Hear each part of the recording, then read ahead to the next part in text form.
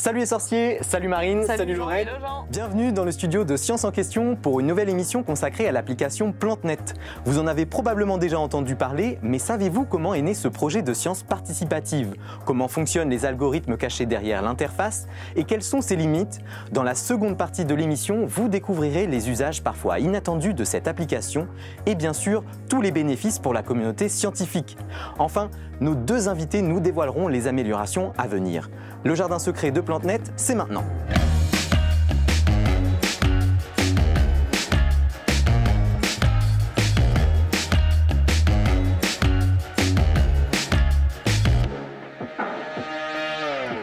Le petit nom de cette plante, c'est Boemeria penduliflora. Celle-là, Thunbergia erecta, et elle, Lavandula angustifolia. Bon, facile, mais j'ai aucun mérite car je me suis servi de cette application PlanteNet et aujourd'hui nous avons le plaisir de recevoir l'un de ses inventeurs sur notre plateau. Bonjour Alexis Joly. Bonjour. Bienvenue, on est heureux de vous recevoir sur le plateau de Science en question.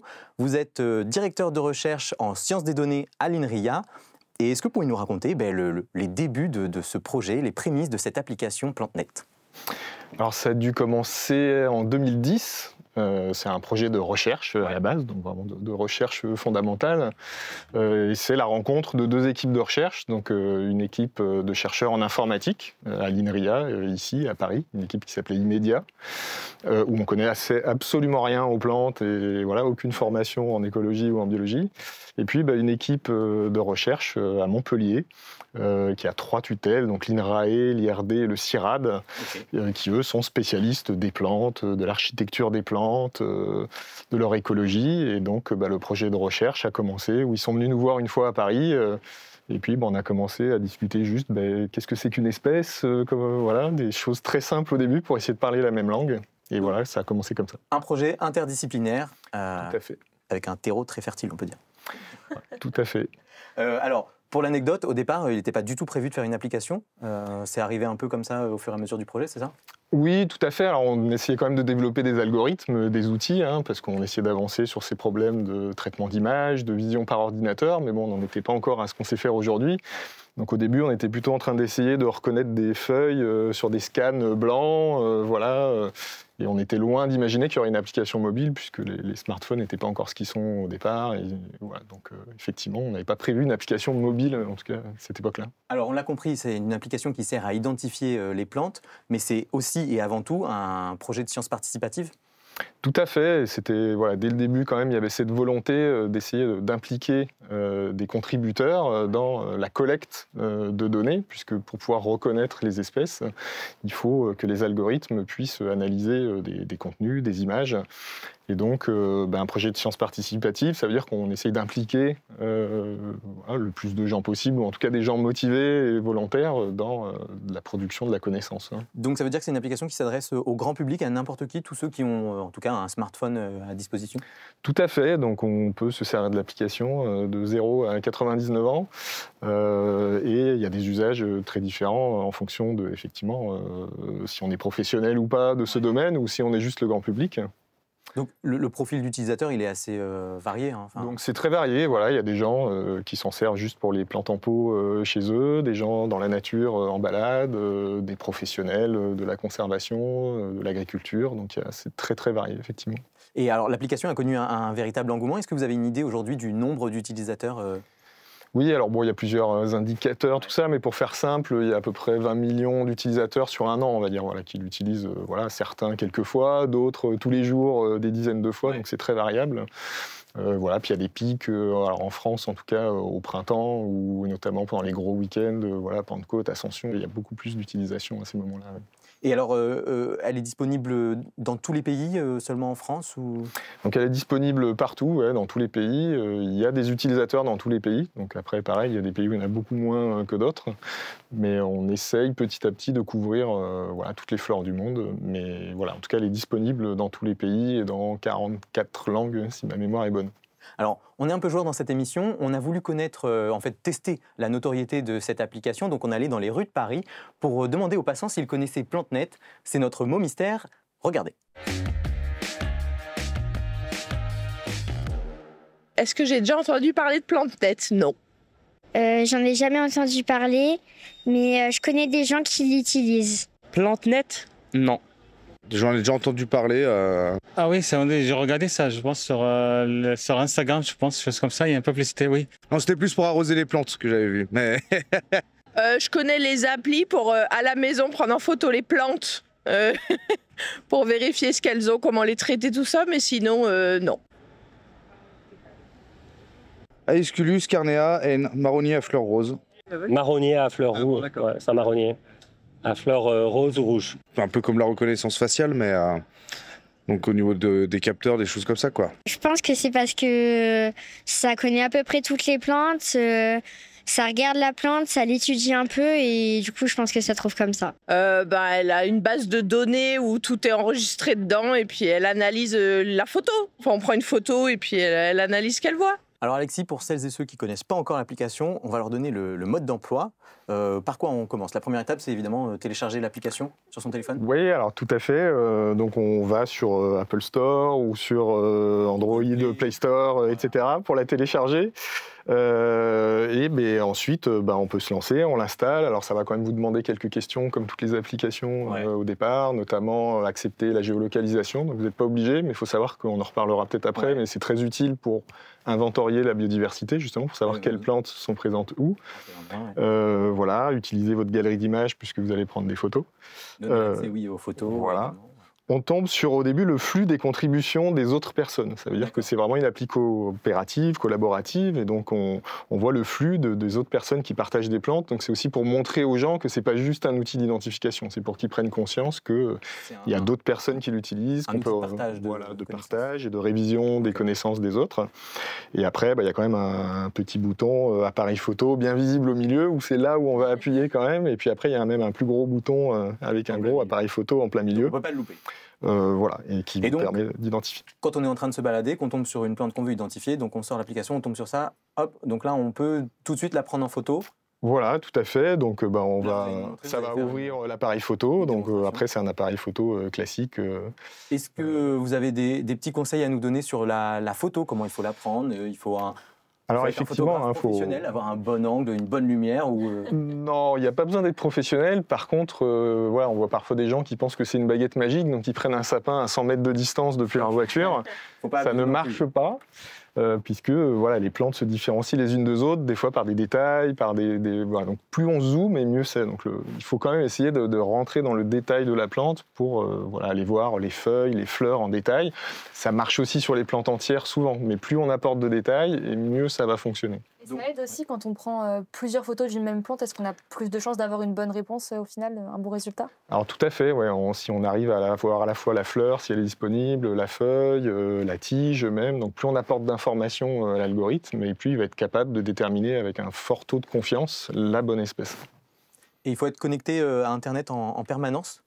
Et alors pas forcément, maintenant il y a un mode hors connexion qui nécessite d'abord de télécharger des données sur le téléphone, donc vous allez télécharger le modèle quand vous avez du réseau, et ensuite une fois que vous êtes en balade, s'il n'y a plus du tout de réseau, si vous activez ce mode hors ligne, il s'appelle, vous pouvez quand même identifier les plantes et avoir des résultats. Alors il y a moins de richesse dans les résultats présentés que le mode en ligne, parce qu'on peut présenter moins d'images, d'illustrations, etc. Mais ça fonctionne quand même. Ok. Je vous laisse continuer, puis décrivez-nous en même temps ce que vous êtes en train de faire. Voilà, mais là c'est juste que du coup, souvent il faut zoomer. Un des secrets, c'est souvent il faut zoomer. C'est plus facile de zoomer parce qu'on aura une image plus nette des détails. Voilà, il vaut mieux faire ça que de se rapprocher trop, où là ça va être tout flou. Okay. Donc en général, il vaut mieux se mettre à une distance à peu près correcte, mais de zoomer. Si la mise au point n'est pas faite, on appuie avec le doigt, mais bon, souvent elle se fait toute seule avec les téléphones modernes. Alors si vous avez un vieux téléphone, des fois il faut bien appuyer. Puis ensuite on prend la photo. Là, plutôt que de prendre toute la branche en photo, vous vous concentrez sur quelques feuilles. Là j'ai pris une feuille, avec quelques autres feuilles autour. Si elle était sur l'arbre, on aurait eu plusieurs feuilles de toute façon, donc on n'est pas obligé d'essayer de l'isoler à tout prix. Mais l'idée est quand même d'essayer de zoomer un peu sur la feuille. Après le rameau, là, ça aurait marché aussi. Je pense que. Okay. Et alors une fois qu'on a pris la photo, qu'est-ce qui se passe? Donc là je sélectionne la feuille, donc ça va renvoyer, là dans ce cas-là, les photos au réseau, parce que je ne suis pas dans le mode hors ligne, et ça va me retourner les résultats. Donc là j'ai plusieurs résultats. Alors un résultat où il a un score de confiance élevé, qui est la bonne espèce. Donc, en l'occurrence... C'est ça, c'est important, ça ne donne jamais un seul résultat. Ça peut des fois donner un seul résultat si l'algorithme est très confiant. Donc, s'il est très confiant, il va dire, voilà, il n'y a que celle-là et c'est la seule que j'identifie. Des fois, il peut y avoir plusieurs espèces possibles, pas forcément parce que l'algo ne sait pas, mais parce que des fois, on ne peut pas aller plus loin que ça en termes d'identification. Et donc, la première, c'est quoi alors ? Et donc, la première, alors le nom latin, c'est un Viburnum tinus. Viburnum le genre et l'espèce Viburnum tinus. Et le nom commun, c'est un laurier thym. Est-ce que l'application vous donne d'autres informations sur l'espèce ? Donc tout à fait, on peut accéder à de l'information sur les espèces. Donc voilà, si je vais sur la fiche espèce du laurier thym, je vais accéder à des informations sur ses usages. C'est une chose qui intéresse beaucoup les gens, mais ça intéresse aussi beaucoup, ce qui intéresse aussi plus les scientifiques, ça va être l'écologie de cette plante, son habitat naturel, sa phénologie, c'est-à-dire quand est-ce qu'elle fleurit au cours de l'année, ses aires de répartition, des cartes qui vont dire où est-ce qu'on la trouve. Voilà, et puis des liens vers différentes sources scientifiques qui vont vraiment documenter cette plante, voilà, son écologie, ses usages, son importance. C'est complet quand même, on a accès à pas mal de données. Quand on est novice et qu'on veut se renseigner sur la plante, c'est quand même très, très poussé.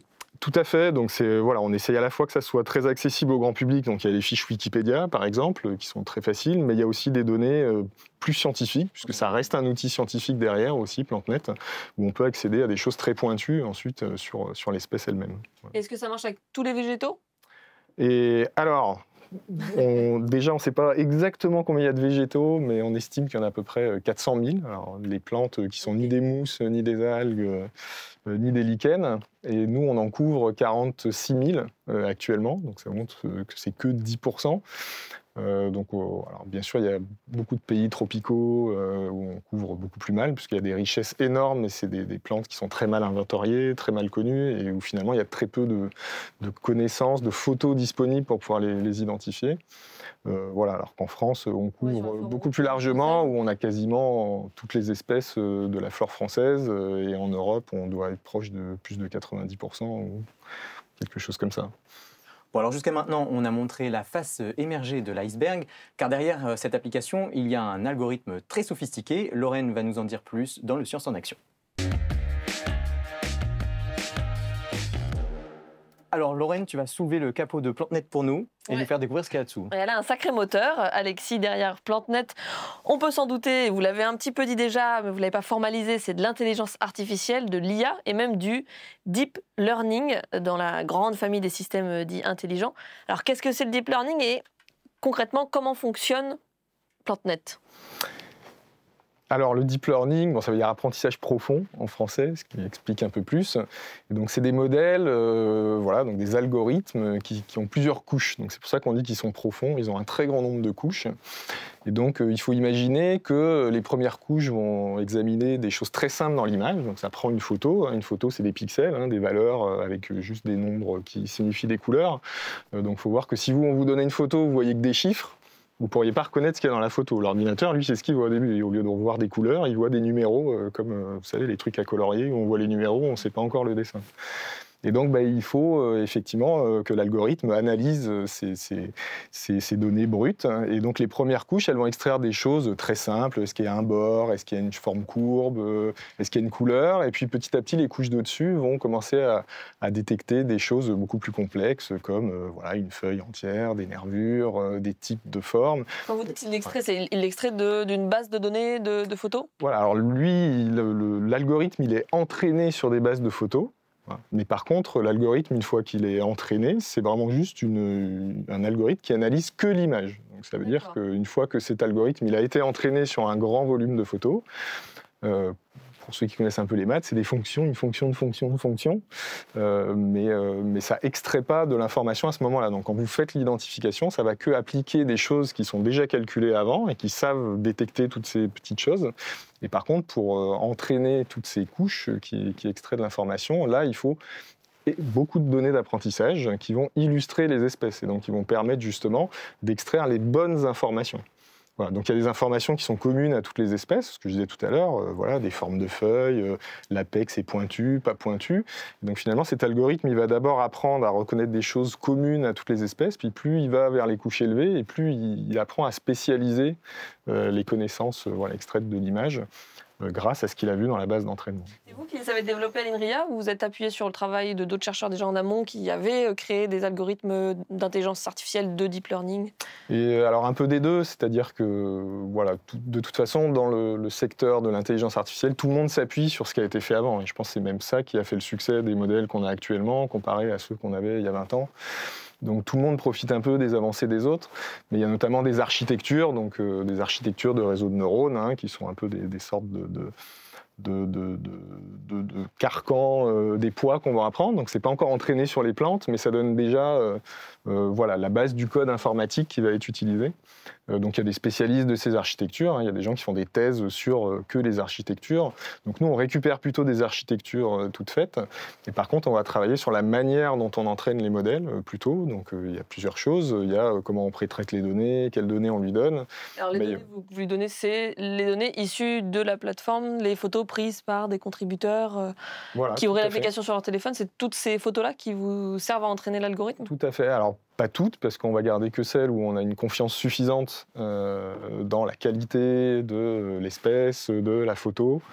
Mais ça reste quand même un très gros volume d'images. Voilà, on a à peu près 5 millions d'images pour l'entraînement de l'algorithme actuellement.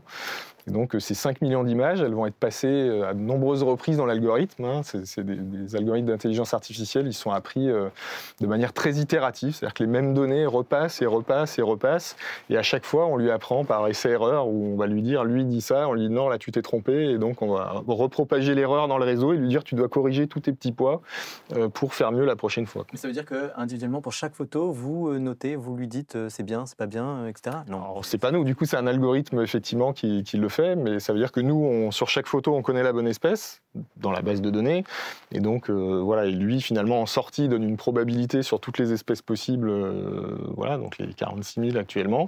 Et s'il se trompe, voilà, on le sait puisqu'on connaît l'espèce, et donc l'algorithme lui-même va backpropager une erreur, on appelle ça, à l'intérieur du réseau.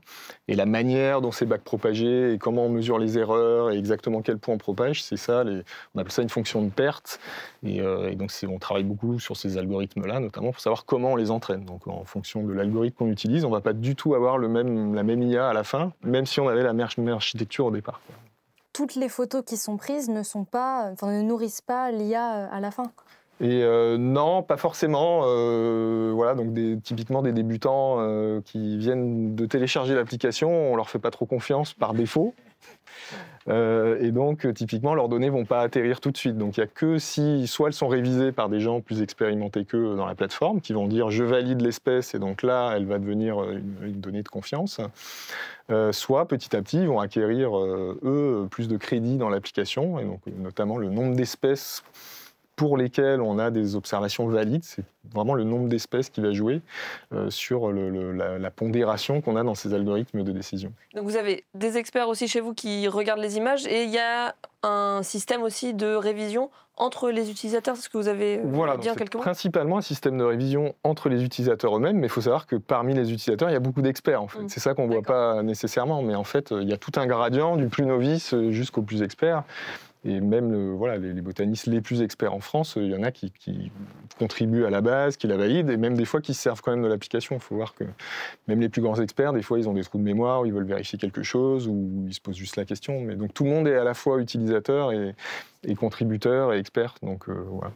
Et alors, comment réagit l'application face à, par exemple, une plante qui peut être très rare, pour laquelle on a très peu de photos, par rapport à une espèce pour laquelle on a beaucoup de photos? Est-ce que c'est une difficulté particulière pour l'application quand on arrive sur une espèce rare, peu documentée?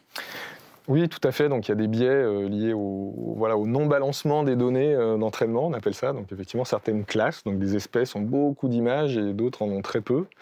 Et donc, l'algorithme, sur celles où il y en a très peu, par défaut, si on n'y prend pas précaution à ça, il va avoir beaucoup plus d'incertitudes. Il va être très incertain parce que finalement, il a vu qu'un ou deux exemples. Et c'est comme nous, quand on a vu une chose qu'une seule fois, on a du mal à la reconnaître plus tard. Et donc, là encore, on a des mécanismes pour essayer de corriger ces biais dans l'algorithme et de un peu favoriser quelque part ces espèces-là sans dégrader l'identification des autres. Parce que voilà, si on prend des approches naïves, ça va prendre à l'un ce qu'on donne à l'autre, et c'est parce qu'on va arriver à reconnaître et ces espèces-là et les fréquentes, quoi. Et face à une espèce qu'il ne connaît pas du tout, comment est-ce qu'il réagit ? Voilà, alors ça, oui, c'est une vraie question. Pour l'instant, les IA ne savent pas trop dire « je ne connais pas ». Voilà, on peut le vérifier avec ChatGPT ou d'autres IA. Effectivement, c'est compliqué de faire dire à une IA. Elle va toujours essayer de retrouver, là, dans la manière dont on les entraîne, de retrouver quelque chose qui ressemble. Donc, elle va à tout prix essayer de généraliser, on appelle ça. C'est là où elles sont fortes. Elles arrivent des fois à reconnaître une plante, même si la photo est très différente. C'est ça qu'on leur demande. Et donc, finalement, si on leur donne une espèce qu'elles n'ont jamais vue, elles vont à tout prix essayer de l'associer à quelque chose de connu. Et on sent que c'est un travail continu et que l'algorithme est amené à évoluer. Il a d'ailleurs déjà beaucoup évolué. On l'a évoqué en début d'émission, mais cette application, à la base, ce n'était pas une application, justement, au début des années 2010. Ça a été quoi les grandes étapes ? J'imagine que... Alors, vous parliez de l'arrivée des appareils photo sur les téléphones. Ça a complètement changé l'objectif de cette application ? Oui, en 2013, quand on a vu qu'il commençait à y avoir vraiment des smartphones avec des optiques de qualité suffisante, on va dire, on a commencé à se dire, tiens, il faudrait quand même qu'on essaie un prototype sur une application mobile, puisque voilà, on sentait bien qu'en termes d'usage, ça allait être plus pratique que de faire une photo, la ramener chez soi, la mettre sur son ordinateur, etc. Donc, bon, voilà, comme on s'en doute maintenant. Mais voilà, la toute première application, c'était en 2013, je crois. L'application mobile PlanteNet. Voilà. Donc on a eu 3 ans des applications plutôt web ou sur ordinateur, quoi. Et donc la première application mobile, et à l'époque, il n'y avait pas d'intelligence artificielle telle qu'on les connaît actuellement. Forcément moins puissant aussi, j'imagine, en termes de performance, voilà, tout à de fait. reconnaissance. C'était plus un moteur de recherche, nous on appelait ça. Donc vous prenez une plante en photo, puis des fois la bonne réponse est à la 3e ou 4e ou 10e ou 20e position, puis c'est un peu à vous de voir les informations retourner. Donc ça s'appuyait beaucoup plus sur de l'interactivité, voilà, comme un moteur de recherche avant. Alors maintenant ils sont aussi très puissants, où ils répondent tout de suite à la question, mais on a tous connu des moteurs de recherche. Bon, on n'a pas toujours la réponse qu'on veut. Ouais. Alors, je rappelle que PlanteNet est avant tout un projet de science participative. C'est l'occasion pour nous de savoir si le public est sensible à ce genre d'initiative. Écoutez-les. J'ai entendu parler sur Internet de recherche commune, etc., grâce à Internet, mais pas forcément au niveau plus local, quoi. Les sciences participatives, c'est l'idée que la science, c'est pas seulement vertical, c'est pas seulement les professeurs, les académies qui la maîtrisent. Elle vient aussi du fait que les citoyens s'engagent et apportent des données, et l'ensemble des données collectées permettent d'établir des théories scientifiques. Toute la semaine, je sors de chez moi pour aller en cours, je vais découvrir une espèce, je vais la prendre en photo. Enfin, j'ai rien à faire à part juste prendre en photo quelque chose, et puis au moins ça va aider des scientifiques à faire leur travail. Et si je peux faciliter des personnes, pourquoi je le ferais pas ? Oh, ça peut être sympa, ouais. Surtout avec les enfants, ça peut être l'occasion de faire une sortie et d'identifier le plus de choses possibles. En fait, on pourrait utiliser ça pour voir quelles plantes sont moins rares, plus rares, en extinction, très souvent vues. S'il y a une extinction des plantes à tel endroit, etc., ou au contraire une pullulation, un envahissement, est-ce qu'il y a des plantes nuisibles aussi, donc ce genre de truc, ça peut être très utile, ouais. Alexis, on voit qu'ils sont plutôt volontaires, ils ont plutôt envie de participer. Qu'est-ce que vous répondez à ce monsieur qui dit que c'est pas effectivement pas que vertical la science, donc ça doit se partager et venir aussi du public? Mais tout à fait, non, je suis même surpris de la bonne compréhension qu'ils en ont déjà, hein, c'est intéressant. Mais effectivement, dans le côté science participative des initiatives telles que PlanteNet, il y a vraiment cette idée d'impliquer les citoyens dans la démarche scientifique. Alors bon, le premier niveau, c'est effectivement juste collecter des données, enfin aider à collecter, mais c'est aussi en même temps se former à la nature, un côté éducation à l'environnement, donc c'est déjà aussi une démarche volontaire pour cette biodiversité. Voilà, ensuite on peut participer à des niveaux plus importants, comme la révision de données, sur les forums, guider les gens dans les bonnes photos à faire. Donc là, on devient soi-même un peu acteur de certaines choses qu'on a dit aujourd'hui, de faire des bonnes photos, de qu'est-ce que c'est une espèce, d'essayer de former les autres. Donc voilà, plus on gagne en compétences, plus on peut soi-même devenir de plus en plus un peu formateur formateurs des autres. Il y a une vraie communauté, hein, c'est ça? Donc les gens peuvent échanger autour de l'application? Voilà, tout à fait. Donc il y a certains outils d'échange. Après, il n'y en a pas encore assez qu'on souhaiterait, puisqu'il y a des problèmes de médiation et voilà, il faut être sûr que les gens ne disent pas n'importe quoi et puis on n'est pas Facebook ou, ou YouTube, donc pour pouvoir modérer tout ça.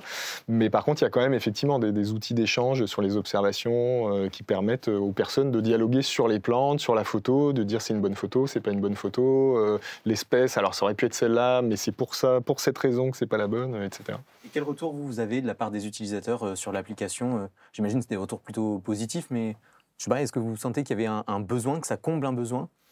Et oui, tout à fait. Alors, je pense qu'au tout début, ça marchait moins bien. Donc, des gens, certains disaient « Ah, c'est génial » et d'autres « Ah, ça va pas marcher » parce que ça ne marchait pas dès la première fois. Bon, maintenant, il y a un côté un peu baguette magique. Donc, on a des retours très riches. Et puis, surtout, on a des retours de gens maintenant qui disent vraiment que ça a été un peu révolutionnaire pour eux, soit dans leur métier, soit dans leur connaissance de la nature. On a eu un témoignage une fois poignant d'une personne qui disait que ça avait vraiment... il s'est réorienté professionnellement ensuite sur des thématiques en écologie. Au début, il a commencé avec PlanteNet, juste en s'auto-formant un peu dans la nature. Et on a évoqué plutôt la contribution, mais pour ça, il faut s'inscrire, avoir un compte. C'est pas la même chose qu'être un utilisateur passif. On peut ne pas créer de compte et ne pas envoyer de données, et juste en profiter pour reconnaître des espèces. Mais si on veut participer vraiment aux sciences participatives, là, il faut créer un compte. Tout à fait. Après, c'est des niveaux de participation différents. Si vous ne créez pas de compte, juste l'information du nom de l'espèce et de la géolocalisation, si vous avez accepté la géolocalisation, c'est déjà une forme de participation parce qu'on va utiliser cette donnée-là. Pas l'image, mais juste le fait que cette plante a été vue à cet endroit-là. Après, créer un compte, ça permet d'aller plus loin, où on va effectivement pouvoir utiliser vos images, puisque ça leur donne une licence CC by SA, donc c'est du bien commun, du Creative Commons. Et donc ça, c'est-à-dire que vous partagez vos photos avec la communauté et qu'ensuite, typiquement, les scientifiques peuvent vérifier que c'est bien la bonne espèce, par exemple. C'est tout bête, mais quand vous n'avez pas l'image, vous n'êtes pas sûr que l'IA ne s'est pas trompée. Et donc déjà, partagez l'image. Et en plus, il y a des gens qui étudient la morphologie des plantes sur les images. Donc c'est un niveau encore au-dessus. Et voilà, et une fois qu'on a un compte, ensuite, on peut aussi aider les autres, réviser les données. On peut aller beaucoup plus loin, effectivement, dans la contribution. Et alors justement, les données, elles deviennent quoi après? Où est-ce qu'elles sont stockées, mises à disposition? Voilà. Alors le premier endroit, c'est PlanteNet lui-même. On essaye quand même de restituer le plus de connaissances qu'on peut dans les outils eux-mêmes, et notamment sur la version web. Les gens le savent peu, mais il y a un portail web PlanteNet où il y a beaucoup plus d'outils que dans l'application mobile pour explorer les données, naviguer dedans. Voilà. Et après, une des plateformes dans lesquelles on partage des données, alors il y en a plusieurs en France, il y a l'Inventaire national du patrimoine naturel qui récupère les données PlanteNet. Et au niveau international, il y a une grosse base de données qui s'appelle le GBIF, donc qui est une plateforme intergouvernementale. Donc c'est financé par les gouvernements avec des nœuds dans chaque pays qui décident de quelles données ont le droit d'être versées ou pas dans ces bases de données. Et donc là, les chercheurs vont ensuite chercher des données dans ces plateformes pour étudier leurs thématiques à eux. Alors, des chercheurs en écologie, en conservation. Mais c'est que des données liées à la botanique? Et non, c'est tout le vivant. Donc ça peut être des occurrences de n'importe quel organisme vivant, des méduses, des animaux, des bactéries. Mais donc c'est un chercheur américain peut très bien utiliser des données une photo qu'on a prise en photo en Lozère en France. Voilà, tout à fait. Il y a même un système très bien fait où quand quelqu'un télécharge un ensemble de données, alors il va filtrer sur des champs, il va dire je veux tel pays, telle espèce, et ensuite ça va générer un DOI, ce qu'on appelle, vous savez, ça identifie les objets sur Internet, et ensuite il va mettre ce DOI dans sa publication scientifique qui permet de savoir qu'il a utilisé ces données. Et ensuite, si vous allez sur le GBIF, vous pouvez voir tous les articles scientifiques qui ont utilisé des données PlanteNet. Et vous pouvez même aller jusqu'à votre occurrence à vous et savoir que votre observation de plante a été utilisée dans telle publication scientifique. C'est génial. Du coup, verdict, il y a combien est-ce qu'il y a beaucoup d'études qui se servent des données de PlanteNet? Oui, alors il y en a à peu près 400. Je ne connais pas le chiffre exact, mais il y en a un peu plus de 400 actuellement, donc dans différents domaines. Alors c'est toujours plus ou moins en lien avec les plantes, mais ça peut couvrir des thématiques, agriculture, conservation, dans différents pays, différents types de flore. Très bien, merci Alexis. Dans la suite de cette émission, nous allons recevoir votre alter ego dans la coordination de ce projet. Il va nous présenter toute la diversité des applications de PlanteNet. Place à l'esprit d'équipe. Bonjour Pierre Bonnet, bienvenue sur le plateau de Sciences en Question. Alors vous êtes chercheur au CIRAD, le Centre de coopération internationale en recherche agronomique pour le développement. Et puis déjà, est-ce que vous pourriez nous expliquer comment vous êtes rencontrés tous les deux, comment vous êtes rencontrés sur ce projet? Avec Alexis, moi je l'ai rencontré pendant que j'effectuais encore ma thèse, donc dans le cadre du rapprochement entre nos deux laboratoires, mon unité de recherche AMAP basée à Montpellier et le laboratoire d'Alexis à l'époque qui s'appelait Immédiat, basé à Rocancourt. Et donc les rapprochements entre les deux équipes pour commencer à expérimenter les techniques d'analyse visuelle pour la reconnaissance d'espèces. Et donc dans mon travail de thèse, j'ai commencé à produire des bases d'images pour les partager avec l'équipe d'Alexis. Vous aviez quel besoin, vous, à ce moment-là? Vous aviez un besoin en particulier d'identification de plantes? Ouais, moi, je travaillais sur le recensement des espèces d'orchidées au Laos. Ouais. Donc, il y a une région du monde qui héberge une grande diversité d'espèces végétales, notamment d'orchidées, et pour lesquelles il y a un déficit de connaissances très important. Parce qu'il y a des infrastructures de transport qui sont plus limitées que dans d'autres régions. Donc, beaucoup de régions sont difficiles d'accès, et donc les capacités de prospection et de recensement sont limitées. Et donc, on travaillait avec des personnes de l'Université nationale au Laos, des personnes de l'Herbier national des Pays-Bas, sur le recensement des espèces. Ouais. Là-bas, et on s'intéressait aux différentes approches qui permettent d'accélérer les capacités de recensement. Alors, je reviens au tout début du projet. Quel était l'objectif d'un point de vue botanique au début du projet PlantNet? L'objectif pour les biologistes, botanistes impliqués, c'était renforcer les capacités de diagnostic pour mettre le nom sur une plante observée sur le terrain. Il faut savoir que c'est une démarche qui peut être très longue, très fastidieuse, en fonction de là où on se trouve, de l'état de développement de la plante, des moyens dont on dispose, des outils. Donc, historiquement, c'est les flores papier qu'on utilise. Et dans je dirais les régions où il y a le moins de volume d'informations, on ne peut revenir qu'aux flores papier pour nous aider à ce diagnostic. Et l'objectif du projet, pour les botanistes, c'était accélérer ce processus pour faciliter la collecte de nouvelles données sur les espèces végétales. Alors ça a tellement accéléré que vous ne attendiez pas justement à cet usage, à cette appropriation massive de l'application PlantNet. Alors il y a plusieurs parcs naturels nationaux qui ont fait appel à vous pour utiliser les bénéfices de l'application. Je pense notamment au parc national des Cévennes, situé dans le Massif central. En quoi consistait le projet, le partenariat avec ce parc national? Donc, dans le cadre d'une collaboration qu'on a depuis le début sur PlantNet avec une association qui s'appelle Tela Botanica, l'association des botanistes francophones, on a organisé un événement et on avait pour objectif, dans le cadre de cet événement, de faire découvrir la flore du parc aux visiteurs. Et donc, on a imaginé une contextualisation de l'application PlantNet aux espèces végétales du parc. Le parc ayant déjà recensé, par rapport à ses anciennes prospections, les espèces présentes, on a donc facilité cette contextualisation qui fait qu'un utilisateur géolocalisé dans le parc national a par défaut accès à la flore du parc, et donc les identifications qui lui sont proposées sont de manière privilégiée les espèces déjà recensées dans le parc. Donc on facilite l'exploration de la flore du parc pour un visiteur dans cet environnement. Et j'imagine que pour les gestionnaires du parc, il y a aussi un intérêt à sensibiliser le public dans un but de conservation, de protection. C'est un peu leur rôle finalement. C'est vrai que dans ce gain qu'il y a à permettre à un plus grand nombre d'être en capacité de nommer les plantes, on leur donne des moyens de recenser les végétaux sur un territoire.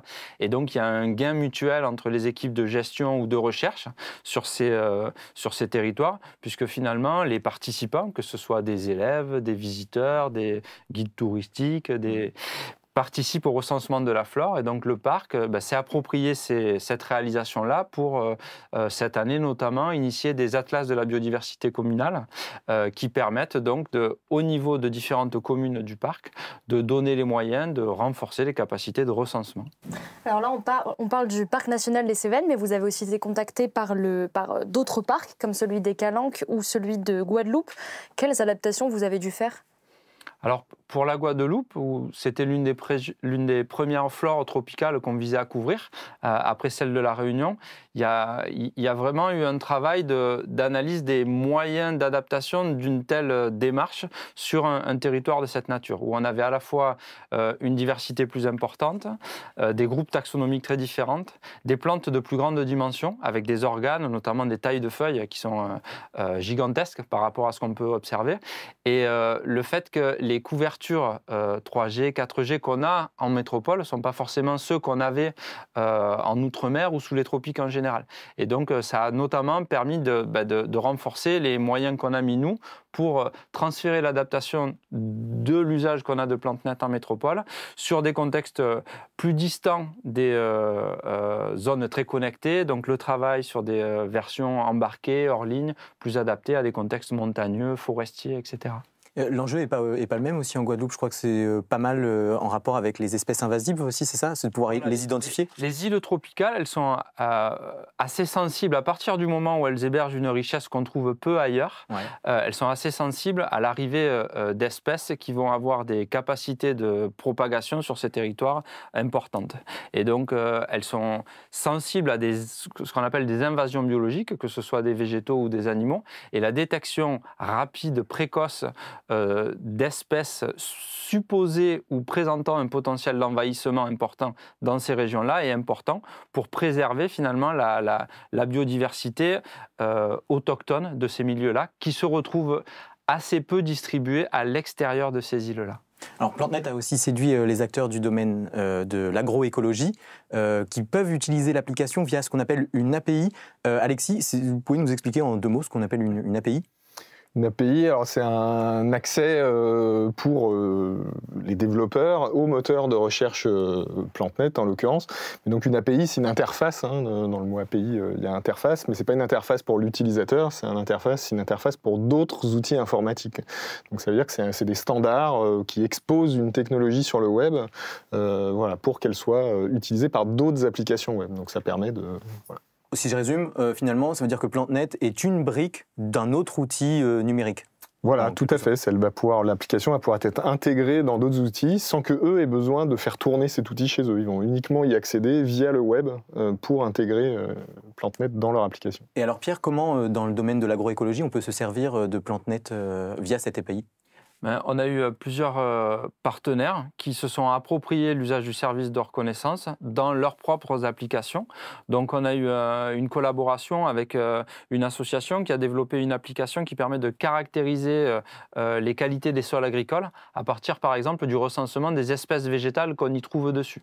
Donc connaissant les affinités et besoins d'un certain nombre d'espèces végétales, elles ont comme ça inféré les paramètres permettent de diagnostiquer la qualité d'un sol, donc qui est important pour savoir qu'est-ce qu'on peut y cultiver, comment le cultiver, quel travail approprié et à mener pour favoriser une production agricole.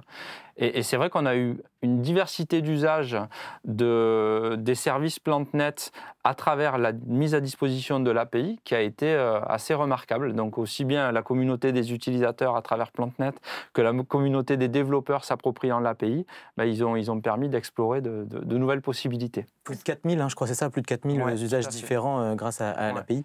Plus de 4000 comptes créés avec des acteurs qui peuvent mener des expérimentations sur leur propre jeu de données, sur leur propre site web ou carrément embarquer le service de reconnaissance dans des applications avec des finalités différentes de celles de PlanteNet. Et juste pour bien comprendre ce que vous nous expliquiez juste avant, donc finalement on se sert de l'identification des plantes pour savoir lesquelles sont présentes et comme on connaît les besoins de chaque plante, on arrive à diagnostiquer un peu l'état de santé des sols, c'est ça ? Alors l'état de santé ou leurs caractéristiques en termes de capacité d'absorption, de rétention d'eau. Donc pour la mise en pratique de culture particulière, il faut estimer le potentiel d'un sol agricole. Et en fait, cette estimation du potentiel, elle peut être faite par rapport au diagnostic des espèces présentes. Ce n'est pas le seul paramètre à prendre en compte, mais c'est l'un de ceux qui est mobilisable directement à partir d'un inventaire sur les parcelles. Et tous ces contextes d'usage, c'est des choses que vous n'auriez pas pu développer vous-même, j'imagine, plus de 4000 projets différents, c'est colossal. Oui, c'est vrai que le potentiel de diffusion de ces résultats de recherche à travers des services, qu'ils soient web, mobile ou l'usage de l'API, a décuplé l'impact que pouvait avoir le projet pour la société. Et vous avez un moyen de contrôle, un minimum sur ce que font les gens avec l'API pour éviter que, je ne sais pas, elle atterrisse dans un outil qui va complètement à l'encontre de ce que vous faites ? On a des échanges avec les équipes qui nous font des retours sur leurs besoins, des usagers, des services, et qui nous indiquent aussi voir l'usage de l'API dans telle ou telle autre application. Et donc, de manière un peu comme des sentinelles sur l'usage et les performances de ces services qu'on met à disposition, on a pas mal de retours qui nous permettent justement de détecter des usages pertinents et d'autres qui le sont un peu moins. Vous avez des exemples d'usages que vous aviez pas du tout prémédité, pas du tout imaginé? Plusieurs, je t'en prie Alexis. Un ou deux? Si tu en as un qui te vient en tête. Oui, par exemple, je sais pas, en Angleterre, ils sont en train de réfléchir à des incitations pour les agriculteurs à toucher des aides lorsqu'ils ont des pratiques plus favorables à la biodiversité dans leurs parcelles. Et du coup, ils imaginent carrément se servir d'applications comme PlantNet pour que l'agriculteur, quelque part, notifie la biodiversité qu'il a dans son champ d'un point de vue formel. Donc c'est encore à titre expérimental avec les gens avec qui on collabore, mais oui, c'est des choses qu'on n'aurait pas imaginé au départ. Alors, PlantNet nourrit avant tout la recherche fondamentale, aussi bien en botanique, en écologie qu'en informatique. Alexis, quels axes de recherche l'application a ouvert plus précisément ? Je dirais que sur la partie plus intelligence artificielle, c'est vraiment ces problèmes d'incertitude et d'ambiguïté où PlantNet a nourri la recherche là-dessus. Et donc on partage des jeux de données, notamment pour les chercheurs. Voilà, encore un il y a l'année dernière, en 2022, qui est utilisé pour construire des nouveaux algorithmes. Un qui s'appelle Conformal Prediction, c'est retourner plusieurs classes plutôt qu'une, alors qu'on sait qu'il n'y a qu'une classe vraie, mais l'IA n'est pas capable de dire autre chose que c'est ces deux ou trois là. Donc voilà, c'est des problèmes un peu compliqués, mais ça ouvre des champs de recherche là-dessus. Et parmi tous les usages, il y a aussi des usages éducatifs. Est-ce que là aussi, Pierre, vous avez des exemples à nous donner ? On a eu des super retours, notamment d'associations d'éducation à l'environnement. On a collaboré avec une association qui s'appelle Zivica en Slovaquie et qui a établi un programme national où, à travers l'usage de PlantNet dans différents établissements scolaires, ils ont organisé des recensements de la biodiversité environnante des écoles et des programmes éducatifs qui intégraient à la fois le recensement et la promotion par les élèves de la biodiversité végétale environnante. Et c'était un programme à l'échelle nationale impliquant près d'une 50aine d'établissements. Et c'était pour nous assez surprenant de voir comment des acteurs qu'on n'avait pas sollicités, pour lesquels on n'avait pas forcément dédié nos travaux, se réappropriaient nos réalisations et venaient quelque part les promouvoir et les expérimenter dans leur propre champ et domaine de compétences. Alors nous, si on a voulu vous donner un petit coup de pouce, donc on est allé à la rencontre des gens et on leur a demandé de nous livrer leurs pistes d'amélioration. Écoutez-les. Peut-être en plus du nom, c'est-à-dire les caractéristiques par exemple, et c'est-à-dire, je ne sais pas, les différents endroits, disons, du monde où on peut trouver cette plante-là, ça fait une culture générale qui est valorisante, je pense. Ça serait une application qui te dirait où elles sont et où tu peux la cueillir, où tu peux la prendre en fait. Redire, faut pas cueillir, etc. Enfin, en montagne, par exemple, les Edelweiss, c'est très beau, mais faut pas y toucher, voilà. Peut-être la mettre vers, je sais pas, par exemple, la terre ou même les cailloux. Découvrir en fait des choses que j'irai pas regarder sur Internet. Je pense à analyser, je peux utiliser ce terme-là, en bonne santé ou pas. Avec les champignons comestibles ou pas, des choses comme ça, ça peut être pas mal, ouais. Pas pour moi, parce que j'aime pas les champignons, mais dans l'absolu, voilà. Alors Alexis, Pierre, où trouver les plantes, c'est déjà accessible dans l'application, mais est-ce que vous avez déjà réfléchi à d'autres pistes d'amélioration ? Alors c'est un peu accessible dans l'application via les données, mais quelque part ça reste encore très non exhaustif, puisqu'il y a plein de plantes où on a quelques points, mais on ne sait pas où elles se trouvent ailleurs. Et donc on travaille effectivement sur certaines suggestions des personnes interviewées pour faire des cartes de distribution d'espèces, on appelle ça. Donc c'est vraiment des cartes complètes qui permettent de savoir où est-ce quelle espèce, dans quelle niche elle habite, etc. Après, il y a un côté très informatif, mais il y a aussi des dangers à ça, comme la petite fille l'a évoqué elle-même, c'est-à-dire qu'on veut éviter que tout le monde se précipite pour cueillir les plantes. Voilà, et donc il y a toujours une balance à trouver entre, ça peut être un atout pour la conservation, de savoir où sont les plantes, notamment protégées, rares, etc., parce que ça peut empêcher des constructions humaines à ces endroits-là, et à l'inverse, ça peut être détourné de son usage. Peut-être qu'il ne faut pas le donner à tout le monde, il ne faut pas donner l'accès sur cette information à tout le monde. Il y a vraiment deux politiques sur l'ouverture des données issues de la recherche. Et tout l'enjeu dans un programme tel que PlantNet de démocratiser l'accès à la connaissance scientifique, c'est-à-dire les noms latins, les synthèses d'informations dont on dispose sur les espèces-là, c'est comment les vulgariser et comment les vulgariser auprès d'un public aussi large qui peut s'approprier ces résultats-là en les exploitant de manière privilégiée pour eux et pour la conservation de la biodiversité. Donc typiquement, ce qu'on partage, c'est le statut de menace IUCN pour chacune des espèces présentes dans PlantNet qui a eu une évaluation IUCN. C'est-à-dire si elle est en danger d'extinction, voilà, si elle est encore le présente. statut des populations et leur déclin éventuel. Et donc ça permet de mettre en garde en fait, sur la collecte d'espèces pour lesquelles il y aurait des déclins avérés forts. Cependant, ce n'est pas parce qu'il n'y a pas eu d'évaluation que ces populations-là, de certaines espèces, ne sont pas menacées. Donc on est toujours, je dirais, conditionné au volume d'informations dont on dispose pour chacune des espèces. Il y a des espèces qui ont potentiellement, qui sont très attractives et très pertinentes pour certains nouveaux usages, qui n'ont pas encore été, je dirais, mis en œuvre. Et finalement, c'est l'amélioration des connaissances sur l'ensemble de ces espèces-là qui fait que derrière, on peut mieux les protéger, les conserver, et donc nos aménagements, les structurer par rapport à cette diversité-là.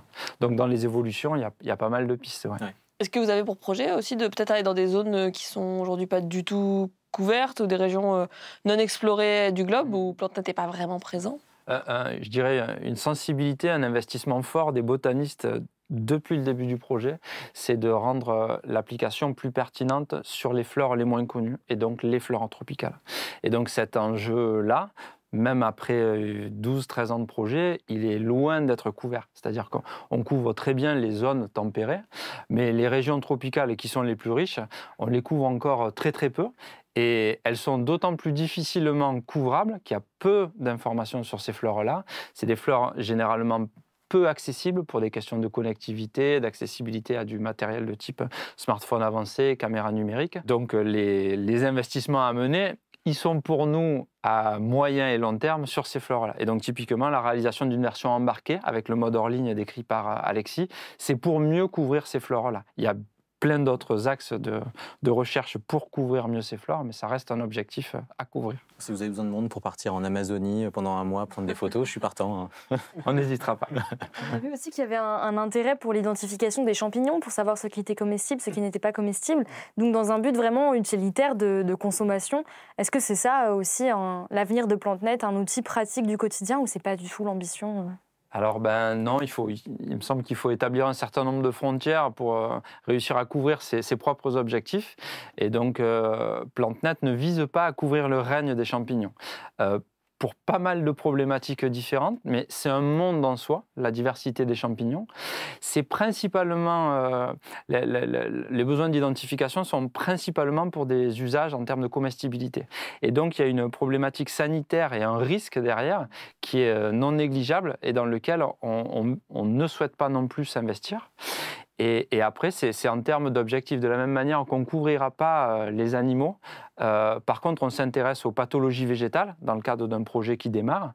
Et à terme, on espère, en complément de l'identification des espèces végétales, éventuellement diagnostiquer les pathogènes sur lesquels ils sont observables sur les plantes cultivées notamment.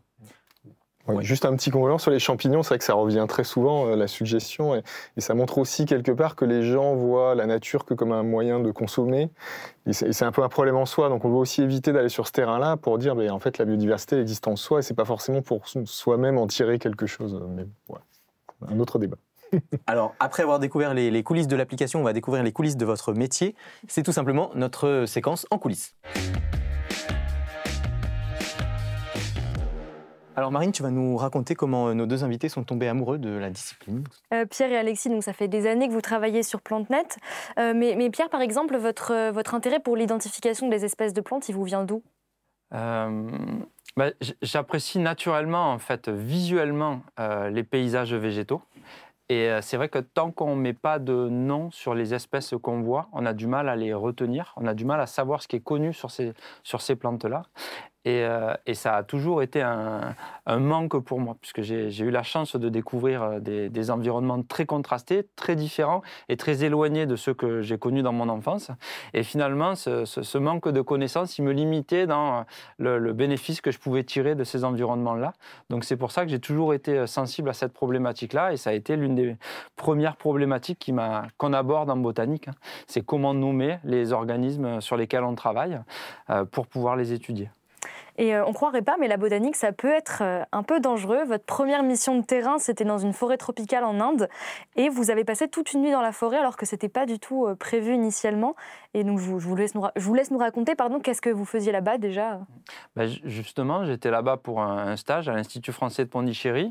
Je travaillais sur la réalisation d'un outil graphique d'aide à l'identification des arbres de ces forêts tropicales. Donc, on avait pour objectif de recenser, d'écrire la structure morphologique, les formes, l'organisation des différentes structures de différentes espèces d'arbres. Et il y avait un certain nombre de points GPS qu'on devrait prospecter dans une réserve, qui était une réserve de tigres dans le sud-ouest de l'Inde. Et à l'issue d'une semaine de travail, il s'est avéré que peut-être qu'on avait pris un peu de retard dans la marche du jour. En tout cas, le soir, on n'a pas réussi à revenir à temps jusqu'à notre véhicule. Et donc, on a dû se résoudre à passer la nuit en forêt sans l'avoir anticipé. Donc, sans nourriture, sans équipement pour dormir. Et c'est vrai que comme première expérience d'immersion dans une forêt tropicale, sachant qu'on avait croisé des serpents et que c'était une réserve de tigres, m'a fait ressentir ce moment-là comme un moment très intense, et d'autant plus intense que les collègues indiens qui avaient travaillé pendant des années dans cette réserve-là n'avaient jusque-là jamais eu un tel événement, jamais connu de situation aussi ubuesque. Donc c'est vrai que le contraste entre ma perception et la leur m'avait beaucoup marqué, quoi. On en a parlé pendant de longues années après. Alexis, on a quelques photos pour illustrer votre environnement de travail. Vous aussi, vous faites un peu de terrain, vous participez à des événements pour présenter PlanteNet et on vous voit à votre bureau aussi. Sur la partie vraiment informatique et logicielle de PlanteNet, qu'est-ce que vous faites concrètement au quotidien? À quoi ressemblent vos journées? Alors mes journées, il y a pas mal de choses, mais il y a beaucoup de réunions avec les doctorants, les ingénieurs, puisque c'est vraiment un travail d'équipe de construire les outils qu'il y a derrière. Donc on fait du tableau blanc, Après, je vais rédiger des articles scientifiques avec les doctorants, donc là plutôt sur les aspects plus fondamentaux de ces choses-là. Après il y a du management, de ce genre de choses plus classiques, on va dire. Et votre activité préférée le matin pour commencer la journée, c'est quoi? C'est aller sur l'application et trouver tous les bugs? Vous faites un concours avec vos collègues? Non, alors en général, moi je prends plutôt l'air d'abord le matin avant. Mais non, on va plutôt échanger. Je pense qu'au départ, mais c'est vrai que souvent le matin, s'il s'est passé des choses au sujet de PlanteNet, il y a une telle communauté d'utilisateurs et d'anecdotes qui se passent tous les jours qu'on va faire un peu souvent des débriefs le matin sur des choses qui auraient pu se passer. Que ce soit des bugs dans les bases de données, effectivement des problèmes techniques, ou des fois juste des anecdotes dans les médias, ou des retours de personnes qui nous ont fait des retours particuliers. Alors on l'a compris, vous passez beaucoup de temps sur PlanteNet, c'est un petit peu c'est votre activité, quoi. Mais ça vaut le coup. Alexis, vous m'avez partagé un compliment qu'un chercheur en mathématiques a récemment fait à PlanteNet. Pour lui, PlanteNet, c'est, je cite, l'esprit des Lumières, mobilisant la science, la connaissance et le partage pour le progrès du monde. Qu'est-ce qu'on ressent quand on entend ça sur son travail? Et c'est vraiment un des plus beaux retours qu'on ait pu me faire. Bon, on a toujours plein de retours sur l'application, mais là, ça représentait un peu la globalité de PlanteNet. C'est vrai que les gens ne voient pas forcément que derrière, il y a des équipes de différentes disciplines, il y a à la fois de la science, de l'ingénierie, mais aussi de l'éthique, de faire les bons choix par rapport à la biodiversité. Parce qu'il y a plein d'applis qui permettent d'entretenir les plantes, comme on le voit maintenant, des choses concurrentes. Mais c'est effectivement pas l'esprit qu'on essaie de faire dans PlanteNet, qui était vraiment avec aussi une composante comme Wikipédia, on va dire, de connaissances. Et donc c'était vraiment un retour qui nous a beaucoup émus. Ouais. Par contre, vous avez aussi d'autres commentaires un petit peu différents, notamment des gens qui vous disent « Ah oui, PlanteNet, je connais, ma mère l'utilise ». Vous savez d'où elles viennent ces remarques? Enfin, les jeunes s'intéressent moins à l'identification des plantes? Et oui, je pense que malheureusement, les jeunes sont moins dans la nature et ils s'intéressent peut-être moins au sujet que des personnes plus âgées. Après, ils le disent jamais à mal. Pour eux, c'est un compliment de dire « Ah ouais, même ma mère l'utilise ». C'est-à-dire que l'appli est très connue, mais nous, on le reçoit un peu comme « Ah ouais, c'est un truc de vieux ». Voilà, donc c'est vrai que venant même de chercheurs de mon domaine, à l'INRIA, en informatique, voilà, il y en a qui développent des outils utilisés par des chercheurs en informatique, etc. Donc voilà, bon, du coup, ça nous faisait toujours un peu rire, cette remarque. Vous connaissez un peu le profil de vos utilisateurs, enfin l'âge, enfin une tranche d'âge au moins? On a, et en fait, ce qui est rigolo, c'est que ces profils-là, ils changent par région du monde, en fait. Ce qu'on voit, c'est que, donc il y a un tel volume d'usagers de l'ordre de 20 millions par an qui fait que d'une région à l'autre, l'appropriation du numérique et des smartphones se fait différemment dans les couches de la société. Donc les ratios entre hommes et femmes, les ratios selon les tranches d'âge, ils sont très différents d'une région du monde à l'autre. Et c'est vrai qu'on a eu des retours d'usage avec des enseignants qui l'utilisaient avec des collégiens, alors qu'au départ, on imaginait produire des outils qui sont à destination de professionnels, de la botanique, pour leur activité professionnelle. Et finalement, c'est d'autres professionnels, là, plus de l'éducation, qui le transfèrent à des élèves très jeunes et beaucoup plus jeunes que la cible des usagers qu'on visait. Donc c'est vrai que cette gamme-là, elle est, et même en termes de capacité cognitive, on a eu des retours de personnes avec des grosses difficultés visuelles, par exemple, qui utilisaient l'application pour s'approprier une part de leur environnement et découvrir, en fait, à travers un autre moyen, l'environnement végétal qui les environnait, grâce au fait, par exemple, que certaines applications, quand on les manipule, on peut avoir un lecteur qui décrit en fait les contenus qui sont présents. Et c'est vrai que c'est des usages qu'on n'aurait jamais imaginé possibles sur la base de ce qu'on a produit et diffusé. Alors pour terminer cette émission en douceur, on va découvrir vos hobbies. Place au coup de cœur des invités. Alors Marine, le passe-temps de nos invités n'est pas très éloigné de PlanteNet en fait. Bah oui, Pierre, vous avez peu de temps libre, mais quand vous en avez, vous aimez bien entre autres le jardinage. Est-ce que développer une application comme PlanteNet, ça aide d'une façon ou d'une autre pour le jardinage? Alors ça aide probablement par rapport aux interactions avec les usagers, les professionnels qui s'intéressent à ce type d'application. Donc c'est plus pour ce qui me concerne par rapport aux interactions avec les acteurs impliqués dans les activités agricoles que directement sur l'usage de l'application. Et est-ce que vous pouvez nous citer 3 espèces de plantes que vous avez dans votre jardin? Donc la salvia, le yucca et 3 lauriers que j'ai récoltés ce matin dans le jardin. Les lauriers Aucun d'entre eux ne l'est. Okay. Sur les 3 que j'ai collectés ce matin. Mais il y en a un 4e qui l'est d'ailleurs. Alexis, vous aussi, vous aimez jardiner et vous cuisinez même avec ce que vous faites pousser. De manière générale, vous aimez bien tout ce qui est activité en plein air, le trail, la randonnée en famille. Est-ce que vous profitez des sorties en famille pour sensibiliser vos enfants à la biodiversité? Oui, à la biodiversité, j'essaye. À PlanteNet, c'est plus difficile, puisque mon épouse n'est pas toujours fan que les enfants fassent du téléphone pendant la balade. Donc on est un peu interdit de PlanteNet en balade, mais par contre, ouais, j'essaye bien entendu de les sensibiliser un peu à ce qu'ils voient autour d'eux pendant les balades. Oui. Bon, ben voilà, Science en question, c'est terminé pour aujourd'hui. Merci Alexis, merci Pierre d'être venu nous présenter finalement la fine fleur des applications d'identification de plantes. Merci à vous d'avoir regardé Science en question. On vous dit à très vite pour d'autres découvertes scientifiques tout aussi florissantes. Ciao les sorciers.